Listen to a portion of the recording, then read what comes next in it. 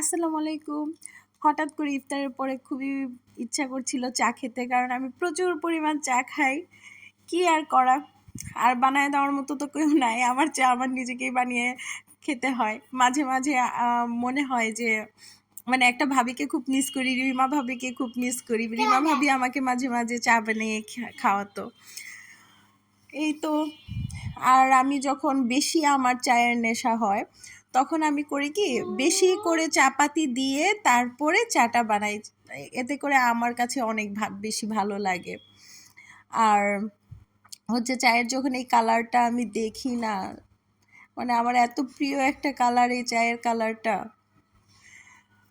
তারপর একটু নাড়িয়ে চাড়িয়ে আর আমি চা বানানোর সময় একটু পরপর একটু নাড়াচাড়া দিই, যেন আমার কাছে মনে হয় কি নাড়াচাড়া দিলে হয়তো ওই চা পাতির যে ফ্লেভারটা এটা আরও বেশি করে চায়ে মানে মিক্সড হবে। তারপর চিন্তা করছি যে একটু চিনি হয়েছে কি না, কেমন হয়েছে সেটা একটু টেস্ট করে দেখি। তো যেইভাবে সেই কাজ একটু ফু দিয়ে দিয়ে ঠান্ডা করে তারপর টেস্ট করলাম, দেখলাম অনেক মজা হয়েছে চাটা।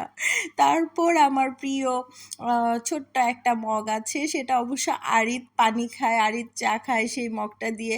এটা দিয়ে আমি মাঝে মাঝে চা খাই। তারপর আমার সেই ভাঙা মানে হাতল ভাঙা একটা ছাঁকনি আছে, ওই ছাঁকনিটা দিয়ে আমি ছেঁকে চাটা যখন ঢালছি তখন আমি মানে আমি অল্প পরিমাণ চা খেতে পারি না। তারপর হচ্ছে তার উপর হচ্ছে এই মগটা এমনিতেই ছোট। তারপর একটু চেক করে দেখলাম যে কতটুকু হয়েছে।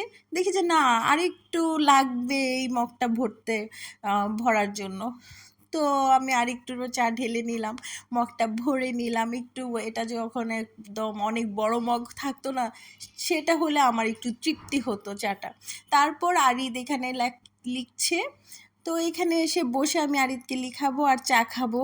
আর এর মাঝে আমি আরিদকে জিজ্ঞাসা করছিলাম, আরিদ কী লিখছে? সে বলছে এ ফর অ্যাপল লিখছি মাম্মা। তো আমি বসে বসে চা খাই আর আমার ছেলে লিখুক। সবাই ভালো থাকবেন। আল্লাহ হাফেজ।